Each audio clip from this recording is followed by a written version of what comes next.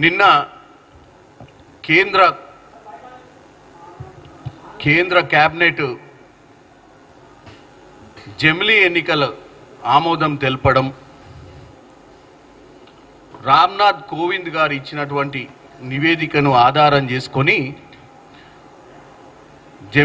జమిలీ ఎన్నికలు ఒకే దేశం ఒకే ఎన్నికపై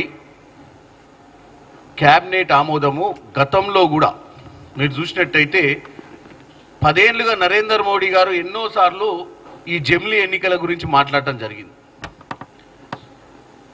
ఒక క్యాబినెట్ ఆమోదం చేసే ముందు భారతదేశ ప్రజలకు వాస్తవాలు తెలియజేయాలి. ఎందుకంటే ఇది ఒక కన్ఫ్యూజన్. అంటే సడన్గా ఒక క్యాబినెట్ మీటింగ్ పెట్టి పార్లమెంట్ ఎన్నికలు జరిగి 4 నెలలు కూడా కాలేదు. మళ్ళీ జమిలీ ఎన్నికలు చేయాలంటే 2029కి జమిలీ ఎన్నికలు చేయాల్సిన పరిస్థితి ఉంటుంది. రామ్నాథ్ కోవింద్ గారు మాట్లాడుతూ, అంటే రామ్నాథ్ కోవింద్ గారు ఇచ్చిన రిపోర్ట్లో 80% వరకు వాళ్ళ నివేదిక, వాళ్ళు చేసినటువంటి పర్యటనలలో ఆమోదం తెలిపిర్రు వాళ్ళు కలిసినటువంటి అన్ని వర్గాల ప్రజలు అని చెప్పడం జరిగింది. ఇప్పటి వరకు మనం రామ్నాథ్ కోవింద్ గారు ఎక్కడెక్కడ మీటింగులు పెట్టిర్రు, ఎటువంటి రకమైన ప్రజలను కలిసిర్రు, ఏ రాష్ట్ర ప్రజల్ని కలిసిర్రు, ఏ జాతి ప్రజల్ని కలిసిర్రు అన్నది క్లారిటీ లేదు. సడన్గా ఒక నివేదిక ఇచ్చిర్రు. ఆ నివేదిక మీద ఈరోజు వాళ్ళ క్యాబినెట్ మీటింగ్ పెట్టి ఆమోదం తెలియజేయడం కూడా చాలా హాస్యాస్పదంగా ఉంది. అంటే ఒకే దేశం ఒకే ఎన్నిక, జమిలీ ఎన్నికల వల్ల లాభం జరుగుతుంది అంటే తప్పులేదు, లాభం జరిగితే అందరం ఒప్పుకోవాల్సిందే. కానీ వాస్తవాలు కూడా మాట్లాడాల్సిన అవసరం ఉంది. ఎందుకంటే రాజ్యాంగంలో 18 సవరణలు చేయాల్సినటువంటి పరిస్థితి ఏర్పడుతుంది ఇది చేయాలంటే. వాస్తవంగా ఇది ఏదో ఆషామాషి వ్యవహారం కాదు. మనం ఏదో క్యాబినెట్ ఆమోదం తెలిపిర్రు, రేపో ఎల్లుండో తీసుకొచ్చి బిల్లు పాస్ చేసిర్రు, బిల్లు ఎవరితో డిస్కషన్ చేయాల్సిన అవసరం లేదు అన్నట్టు కాదు. ఎందుకంటే ప్రజలకు చాలామందికి అవగాహన ఉండదు కాబట్టి వీళ్ళు ఇట్లా చెప్పడంతో ఏంటంటే ఈరోజు అన్ని బ్యానర్ ఐటమ్స్ భారతదేశం మొత్తంలో కూడా జమిలీ ఎన్నికల మీద బ్యానర్ ఐటమ్ ఏ పేపర్ తెరిచినా. కానీ ఈ జమిలీ ఎన్నికలకు ఇటు లోక్సభ ఎన్నికలకు సంబంధించిన ఆర్టికల్ 83, అసెంబ్లీ నిర్ణయాలకు సంబంధించినటువంటి ఆర్టికల్ 172, అలాగే ఎన్నికల పర్యవేక్షణకు సంబంధించిన 324, 25, 368, 243 లాంటి సవరణలు చాలా ఈ 6 కాకుండా ఇంకా చాలా సవరణలు చేయాల్సిన అవసరమైనటువంటి పరిస్థితి ఉంటుంది. ఇవే కాక ముఖ్యంగా ఇప్పుడే ఈరోజు మనకు ఎన్నికలు జరుగుతున్నాయి. నిన్ననే ఫస్ట్ ఫేజ్ అయిపోయింది ఇక్కడ జమ్మూ కాశ్మీర్లో. 4 రాష్ట్రాల ఎన్నికలే ఒక్కసారి జరిపించలేని పరిస్థితిలో ఈరోజు మహారాష్ట్ర ఎన్నికలు, జార్ఖండ్ ఎన్నికలు ఇప్పటి మటుకు డిక్లేర్ చేయలేదు. ఒకేసారి జరగాల్సిన 4 రాష్ట్రాల ఎన్నికలే చేయలేని పరిస్థితిలో ఉన్నటువంటి మోడీ ప్రభుత్వము, ఇవాళ ఎన్నికల కమిషన్లు భారతదేశ వ్యాప్తంగా ఒకేసారి పార్లమెంట్, అసెంబ్లీ ఎలక్షన్లు చేసి 100 రోజులు ఆగి గ్రామ పంచాయతీ, మున్సిపల్ ఎలక్షన్లు చేయడం అని పుట్టిగా మాట వరుసకు అనడం అనేది ఇది తప్పుతో పట్టించినట్ట కాదా? ఎందుకంటే ఇవాళ మీరు చూసినట్టయితే సంఖ్యాబలం 2/3 సంఖ్యాబలం ఉండాల్సిన అవసరం ఉంటుంది ఇటువంటి బిల్లులు ఆమోదం తెలియజేయాలంటే. అంటే కాన్ఫిడెన్షియల్గా ఎన్డీఏ కూటమికి క్యాబినెట్ మీటింగ్ పెట్టి ఆమోదం చేయాలి అన్న ఆలోచన వచ్చినప్పుడు మా బలబలాలేంది, మరి ఇక్కడ ఆమోదం చేసినాక దాన్ని తీసుకుపోయి హౌస్లో పెట్టినప్పుడు, అది లోక్సభలో పెట్టినా రాజ్యసభలో పెట్టినా ప్రస్తుతం మా బలం ఎంత, మరి మేము ఇంతమంది ప్రజల ముందు ఈరోజు క్యాబినెట్ మీటింగ్ పెట్టి అవలీలగా ఆమోదం తెలియజేస్తున్నాం కదా. ఆమోదం తెలియజేసే ముందు ఈ ఒక డెమోక్రటిక్ కంట్రీలో, ప్రజాస్వామ్య దేశంలో దీనికి కావాల్సిన సంఖ్యాబలం గురించి మాట్లాడాల్సిన అవసరం ఉంటుంది. తర్వాత క్యాబినెట్ ఎప్పుడైనా పెట్టుకోవచ్చు. క్యాబినెట్ అనేది ఓన్లీ ఇప్పుడు ప్రజలను, భారతదేశంలో ప్రస్తుతం ఉన్న పరిస్థితులను, మొన్న జరిగినటువంటి ఎన్నికలలో 400 సీట్లు వస్తాయని చెప్పి 240కే పరిమితమైనటువంటి నరేంద్ర మోడీ గారు ఇటువంటి క్యాబినెట్ మీటింగ్లు పెట్టి ఇంత పెద్ద నిర్ణయాన్ని వాళ్ళు ఆమోదం తెలియజేయడం అనే దాన్ని తప్పుపడుతున్నాము. ఎందుకంటే లోక్సభలో 362 సీట్ల మద్దతు అవసరం ఉంటుంది వాళ్ళకు. ఈ బిల్లు ఆమోదం తెలియాలి. ఈ రోజు వాళ్ళకు ఉంది 293. నేను అనేది బీజేపీతో పాటు ఉన్న అన్ని పార్టీలు కలిపి. రాజ్యసభలో 164 కావాలి. ఇవాళ వాళ్ళకున్న బలం 119. ఇక పోతే 14 రాష్ట్రాలు అందాదా సపోర్ట్ ఉండాలి వాళ్ళకు. 14 రాష్ట్రాలు ఈ జెమ్లీ బిల్లుకు ఆమోదం తెలియజేస్తేనే ఈ బిల్లు ముందుకు పోతుంది. దాంతోపాటు మొన్న జరిగినటువంటి పార్లమెంట్ ఎన్నికలలోనే ఒక్క ఫేజ్లో పెట్టలేని పరిస్థితి. మనం ఎన్ని ఫేజులు పెట్టాల్సి వచ్చింది, మనకున్నటువంటి ఆర్థిక పరిస్థితి ఏంది, మనకున్న వనరులు ఏంది, మన దగ్గర ఉన్నటువంటి వ్యవహారం ఏంది అనేది కూడా ఆలోచించాల్సిన అవసరం ఉంది. ఈరోజు 2009కి వస్తే 1,115 కోట్ల రూపాయల ఖర్చు వచ్చింది ఎన్నికలకు. 2014కు వస్తే 3,000 చిల్లర ఖర్చు వచ్చింది. 2019 10,000 కోట్ల ఖర్చు వచ్చింది. అంటే మన దగ్గర ఆర్థిక వనరులు, మన దగ్గర మ్యాన్ పవర్, మన దగ్గర వ్యవస్థ ఉందా లేదా ఇవన్నీ చర్చ చేసుకొని రాజకీయ పార్టీలు మరి 362 మంది ఎంపీలు మద్దతు కావాలి, 164 మంది రాజ్యసభ మద్దతు కావాలి, 14 రాష్ట్రాల మద్దతు, ఇవన్నీ చేస్తే సీరియస్నెస్ ఉంటుంది. చేయాలనుకుంటే 29లో చేయాలన్న ఆలోచన ఉన్నప్పుడు ఇవన్నీ సంప్రదింపులు చేసి క్యాబినెట్ ఆమోదం పెట్టేది ఉండే, లేకపోతే పార్లమెంట్లో బిల్లు పెట్టేది ఉండే, రియల్గా సీరియస్ ఉన్నామని చెప్పి ఒక ఆలోచన క్రియేట్ చేసేది ఉండే. డైవర్షన్ పాలిటిక్స్లో సిద్ధాస్తులైనటువంటి బీజేపీ లీడర్లు ప్రతిసారి భారతదేశంలో ఏదో ఒక ఇటువంటి ప్రక్రియ తీసుకొచ్చి ప్రజల దృష్టిని మళ్లించడానికే ఈ యొక్క మోడీ ప్రభుత్వము మొట్టమొదట ఆలోచన ఉంటుంది ప్రతి దాంట్లో కూడా. ఇవాళ మొత్తం ప్రపంచవ్యాప్తంగా చూస్తే 194 దేశాలల్లా ఉంటే 194 దేశాలు ఉంటే కేవలం 10 దేశాలలోనే ఈ జమిలీ ఎన్నికలు జరుగుతున్నాయి. అవి కూడా మన భారతదేశంలో ఉన్న జనాభాలో 34% ఉన్నాయి అవి, ఆ 10 దేశాలు కూడా. అంటే 184 దేశాలల్లో ఈ ప్రక్రియ జరిగే పరిస్థితి లేదు. ఇదేం కొత్త కాదు ఈ ప్రక్రియ. మనకు 1951 నుంచి మొదలు పెడితే 1967 దాకా మనం జమిలీ ఎన్నికలే చేసినాం. తర్వాత ప్రభుత్వాలు సుస్థిరంగా ఉండకపోవడం,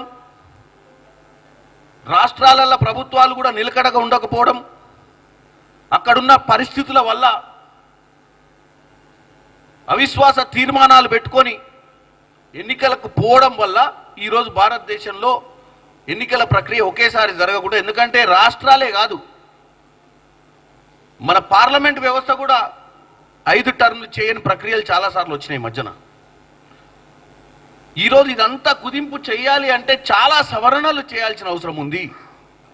పదే పదే ప్రజలను తప్పుతో పట్టిస్తూ మేము చాలా చిత్తశుద్ధితో ఉన్నాం, ఖర్చు భారం తగ్గుద్ది, ఎన్నికల కోడ్లు ఉండడం వల్ల పదే పదే దేశంలో మనం తీసుకునే నిర్ణయాలు పెండింగ్లో ఉండి ప్రజలకు ఇబ్బందులు అవుతున్నాయి కాబట్టి ఒకేసారి 5 ఏళ్లలో ఎన్నికలు అయిపోతాయి, ఏ పని ఉండదని చెప్పడానికి చాలా ఈజీగా ఉంది, వినడానికి చాలా బాగుంది. దానివల్ల ప్రజలకు మంచి జరుగుద్దంటే మా పొలిటికల్ పార్టీలు అన్నీ కూడా ఏకమై పనిచేయాల్సిన అవసరం ఉంటుంది. కానీ దాంట్లో నేను చెప్పిన అన్నీ కూడా అంశాలు ఉన్నాయి. ఒక కన్సెన్సస్ బిల్డప్ చేయడం అనేది చాలా ఇంపార్టెంట్. పర్సెప్షన్ బిల్డింగ్ ఇంపార్టెంట్ కాదు, కన్సెన్సస్ ఇంపార్టెంట్. టెంపరీగా మనము ప్రజల మధ్యనకు ఒక మెసేజ్ తీసుకు, ఎందుకంటే డిమానిటేషన్ కూడా ఎవరితో చర్చ చేయకుండా చేసారు. దానివల్ల లాభం ఎంత జరిగిందో ఈ రోజు వరకు భారతదేశంలో ఉన్న ప్రజలకు నివేదిక లేని పరిస్థితి. ఎన్ని డిమానిటేషన్ ఉంటే ప్రజలు పాపం మోడీ గారు చెప్పిన దాని ప్రకారము, బీజేపీ ప్రభుత్వం చెప్పిన దాని ప్రకారము డిమానిటేషన్ తెలియదు, నల్లధనమే ఉండదు ఈ భారతదేశంలో అని చెప్పారు. ఎవరి జేబులో రూపాయి ఉండదు, మొత్తం ప్లాస్టిక్ కరెన్సీయే, ప్రతిదీ బ్యాంకు ట్రాన్సాక్షన్లే. ఇక పైసలు ఉన్నోడు ఏముండడు, అందరికి జీవితాలలో అందరికి నల్లధనం అంతా పోయేసరికల్లా భారతదేశంలో ఎకనామీ ఎంత గొప్పగా పెరుగుద్ది అంటే ప్రజలు పొట్టల చేతులు పట్టుకొని ఉద్యోగాలు లేకుండా 6 నెలలు లైన్లలో నిలబడి ఏటీఎం మిషన్ల దగ్గర డబ్బులు తెచ్చుకొని మరీ మంచి జరుగుతుందంటే 4 రోజులు బువ్వ తినకుండా ఏం కాదనుకునే ఆలోచనలో ఈ భారతదేశ ప్రజలు ఆ రోజు మోడీ వెంట నిలబడ్డారు. మరి ఈ రోజు వరకు ఎన్ని లక్షల కోట్లు వచ్చినాయి, నల్లధనం అనేది ఈ రోజు వరకు డిక్లేర్ చేయని పరిస్థితి నరేంద్ర మోడీ గారు.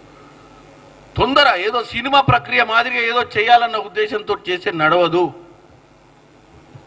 ప్రజలకు మంచి చేయాలంటే చిత్తశుద్ధి ఉండాల్సిన అవసరం ఉంది. కాబట్టి ఈ డైవర్షన్ పాలిటిక్స్ వాస్తవాలకు ఆలోచనలకు అందనంత దూరమైనటువంటి విషయాల గురించి ఒక ఉన్నత స్థాయి క్యాబినెట్ సమావేశం ఏర్పాటు చేసి ఆమోదం చేయడాన్ని మేము తప్పుపడుతున్నాం.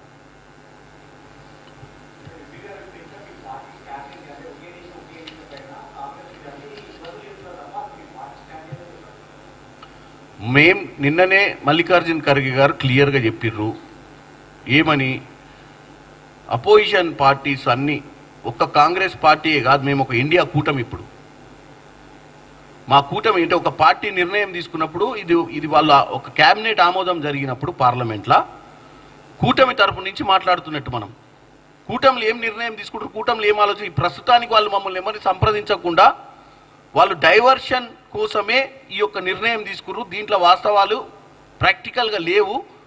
మేము వాళ్ళు తీసుకున్న నిర్ణయానికి వ్యతిరేకమని చెప్పినాం. ఇప్పుడు ప్రస్తుతం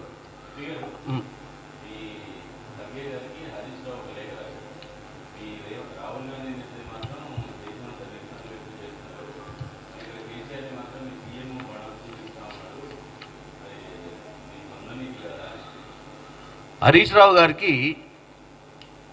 రావు గారు మాట్లాడితే 100 ఎలుకలు తిన్న పిల్లి తీర్థయాత్రలకు పోయినట్టుందని ఉన్నట్టుకుంది. ఎందుకంటే అసలు ఈ రాష్ట్రంలో ఈ బూతుల పురాణం అంటే ఇప్పుడు మనం మాట్లాడుకోలేనంత విధంగా మాట్లాడిందే వీళ్ళు. ప్లస్ ఆయన రాసిన లేఖల నెంబర్ 1 ఆటంకవాది అన్నందుకు మేము ధర్నాలు చేసినామని చెప్తుండ్రు. నెంబర్ 1 ఆటంకవాది అన్నందుకు ధర్నాలు చేయలే. ఒక ఆయన ఢిల్లీలో ఏమన్నాడు, ఎక్స్ బీజేపీ ఎమ్మెల్యే వాళ్ళ నాయనమ్మను వాళ్ళ నాయనని తాగొట్టినట్టు ఈయనను కూడా తాగొట్టాలన్నాడు.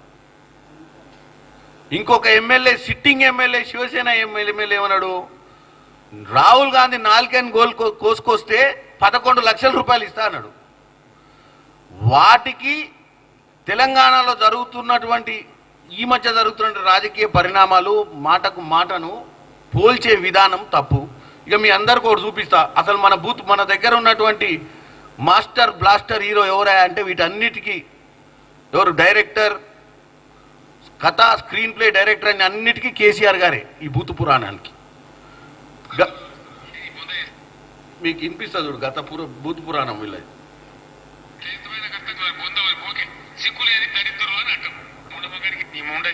అందుకే మిమ్మల్ని పిచ్చి కుక్కలు ఉంటాం. ఎవరో మీలాంటి కుక్కగా నక్కగా ఖరాబ్ చేస్తామని చూసుకుంటూ వస్తామా? హౌల పూసిన లెక్క మాట్లాడకుండా వాళ్ళంతా సోషల్ మీడియాలో అన్ని అబద్ధాలు ప్రచారం చేస్తారు. ఇదా ఒక్కటన్నా వాళ్ళకి సిగ్గు శరమని ఉందా? సిగ్గులేని దరిద్రులు అంటే హిందీలో పెట్టిన పోస్టులు ఉత్తర భారత్ ఇప్పుడు ఎలక్షన్ జరుగుతుంది కదా. ఈ దేశానికి పుట్టిన కుక్క మూతి పిందే మీరు ఎవడో పిచ్చి ఏదో బాగాలు చెప్తారు వాడు మాట్లాడతాడు హౌలగాడు అన్నాడు. మరి మీరెందుకు పోతారు కళ్ళాల కాడికి? ఏం పీకెత్తందుకు పోతారు? అదేందుకు పెద్ద పీకినట్టు పడగొట్టినట్టు ఇంత అసహనమా? ఒక ముఖ్యమంత్రి మాట్లాడవలసిన భాషనా ఈ పద్ధత? తెలంగాణ రాష్ట్రానికి సమాజానికి ఒక గౌరవమా?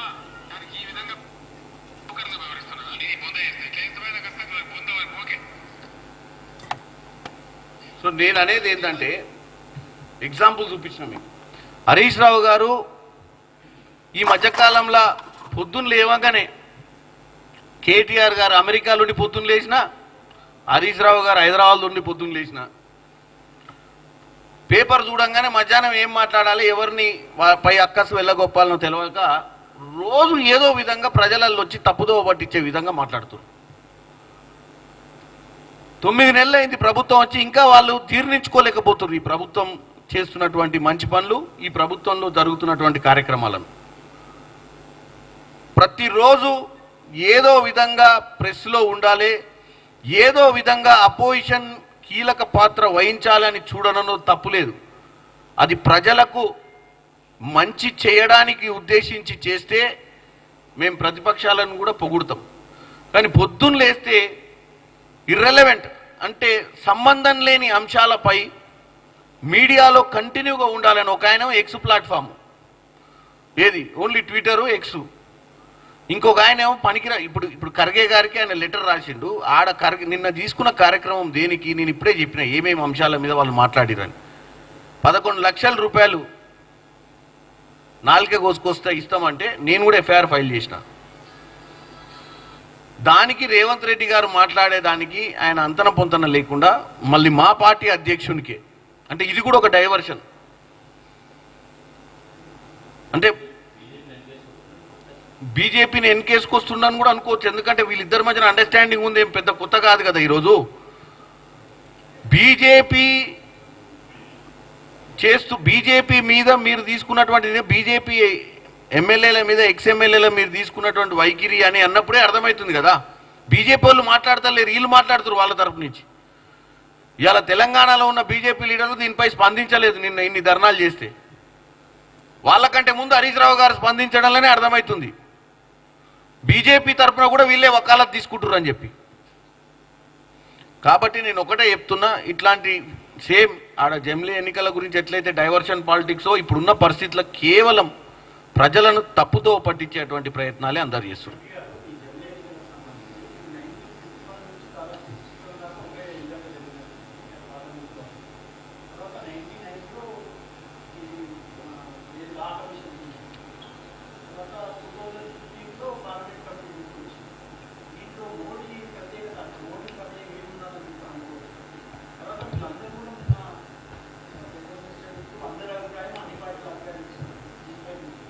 నేనేమంటున్నా, మీకు ఒకటే చెప్తున్నా, 4 నెలలు అయింది ఎన్నికలై. మన రామ్నాథ్ కోవింద్ గారు కమిటీ వేసారు.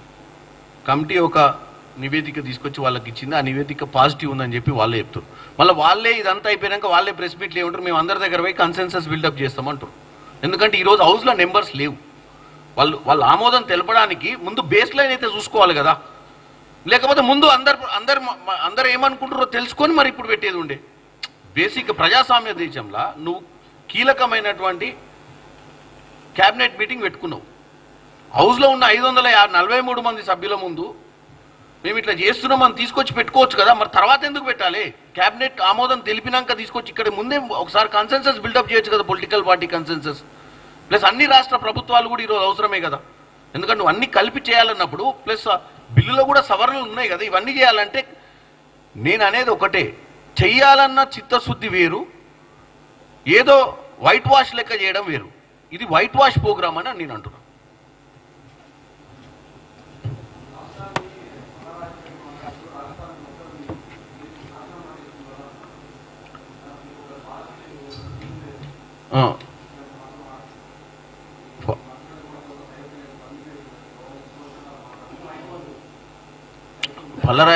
పల్లరాజేశ్వరరెడ్డి గారు చాలా రోజుల తర్వాత వచ్చినట్టుండే. ఎందుకంటే ఫస్ట్ వచ్చి 3 రోజుల్లోనే ప్రభుత్వాన్ని కూలదోయాలన్న వ్యక్తి మధ్యన గాయబైపోయాడు. అంటే ఈ మధ్యన ఆయన అండర్ కవర్లకు పోయిండు. ఎందుకంటే ఆ గీలేజు ఆ పంచాయతీలలో పడి పాపం రాజకీయాలకు దూరంగా ఉండే ఈ 2-3 రోజుల నుంచి మళ్ళీ ఏదో తేరుకున్నట్టుండు. అది ఏమో జరుగుతుంది, నేను కనపడతలేను, ఏదైనా ముచ్చట చెప్తే బాగుంటుందని మళ్ళీ కొత్త పిచ్చగాడ లెక్క వచ్చిండు. ఇప్పుడు ఎట్లా అంటే ఆల్రెడీ ఇక్కడ జరుగుతున్నటువంటి 6 గ్యారెంటీల ఇంప్లిమెంటేషను గత ప్రభుత్వం, పల్లరాజేశ్వరరెడ్డి గారిని ఒకటి అడుగుతున్నా, గత ప్రభుత్వం ఎక్కడి నుంచి పాలన అందించిందో ఈ ప్రజలకు తెలియజేయాలి. ఫస్ట్ మా పాలసీ గురించి మాట్లాడే ముందు పల్లరాజేశ్వరరెడ్డి గారు గత 10 ఏళ్లలో బీఆర్ఎస్ పార్టీ ప్రగతి భవన్ నుంచి పాలన అందించిందా, సెక్రటేరియట్ నుంచి పాలన అందించిందా, ఎక్కడి నుంచి అందించింది, ఫామ్ హౌస్ నుంచి పాలన అందించిందా, మీ మంత్రులు ఎక్కడి నుంచి కూర్చొని, ఇవాళ మా మంత్రులనే సఖ్యత లేదు, మా మంత్రుల కోఆర్డినేషన్, అసలు మీ మంత్రులు అసలు గతంలో ఎడ కూర్చుర్రో ప్రజలకు తెలుసా? ఇలా సెక్రటేరియట్లో అర్జీలు పెట్టుకోనికి ప్రజలు వస్తుర్రు, ప్రజాభవన్ పోతుర్రు. గతంలో ప్రజలు ఎక్కడికి పోయేటోళ్ళు? ఇలా రైతు రుణమాఫీ నడుస్తుంది, రైతు రుణమాఫీలల్లో ఏమేమి తప్పులు జరుగుతున్నాయి వాటి గురించి మాట్లాడి చర్చ చేసుకోవాలి. అసలు ఏం జరుగుతలేదు, ఒక పాలసీయే లేదంటారు. పాలసీ ఎక్కడుంది? మీరు చేసిన 10 ఏళ్ల దుర్మార్గ పాలనతో దాన్ని సరిదిద్ది దాన్ని పట్టాలెక్కినికనే సగం పాలసీ దానికే పోయింది మా టైము. ఇక నువ్వు కొంచెం అన్ని చదువుకొని వచ్చినట్టున్నావు, 2 రోజులు మళ్ళీ అన్ని పాత పేపర్లను తిరిగే, ఎందుకంటే అవన్నీ తిరిగేస్తే ఏమేమి జరిగిందో తెలుసు. ఫస్ట్ నీ కోఆర్డినేషన్ ప్రాబ్లం ఉన్నట్టు అనిపిస్తుంది నాకు. అంటే ఇన్ని రోజులు కోర్టు నుంచో అక్కడి నుంచో ధైర్యం పుంజుకోలేకపోయిండు. నార్మల్గా ఫోన్లు కూడా ఎత్తలేని పరిస్థితికి వచ్చి ఆగమాగం అయ్యి ఉండే. సడన్గా ఇప్పుడు వచ్చి ఆల్రెడీ రోజు ప్రెస్ మీట్లు నడుస్తున్నాయి. ఇటు బీఆర్ఎస్ వాళ్ళు మాట్లాడుతున్నారు, ఇటు కాంగ్రెస్ మాట్లాడుతుంది, ఇటు బీజేపీ మాట్లాడుతుంది. హైడ్రా మీద నడుస్తుంది డిస్కషను ఎవ్రీడే. మనం రోజు రైతు రుణమాఫీ మీద మాట్లాడుకుంటున్నాము. ఎన్ని వేల కోట్లు పోయినాయి, ఎన్ని లక్షల మందికి రీచ్ అయినాయి, ఇంకా కొన్ని ఇవ్వాల్సిన ఎందుకు ఇవ్వలేదు, ప్రభుత్వం ఇస్తానికి ప్రయత్నం చేస్తుంది. ఇవన్నీ నడుస్తూనే ఉన్నాయి కదా. అసలు ఏ పాలసీ లేదు, ఏం పనే కావట్లేదు. అసలు ప్రభుత్వం 9 నెలలు ఏం చేయనట్టు మాట్లాడితే చూస్తూనే కూడా వింతగా ఉంటుంది కదా. అది కూడా ఏ సర్పంచో లేకపోతే ఏ ఓడిపోయిన లీడరో మాట్లాడితే ఏం కాదు. చట్టసభలలో ఎమ్మెల్యేగా గెలిచి గతంలో ఎమ్మెల్సీగా ఉన్నటువంటి వ్యక్తి ఒక బాధ్యత లేకుండా మాట్లాడితే ఏముంటుంది చెప్పండి. మాట్లాడాలని మాట్లాడినట్టు ఏం మాట్లాడకపోతే ఇక్కడ చూపియారు కదా. కేసీఆర్ గారు అడుగుతుండొచ్చు ఏది మధ్య మన పల్లోడు కనపడతలేడని. అరే ఉన్నా సార్ నేను ఏదో ఒకటి అడుగుతా రియాల సంగతి చెప్తాను వచ్చినట్టుండు బయటికి.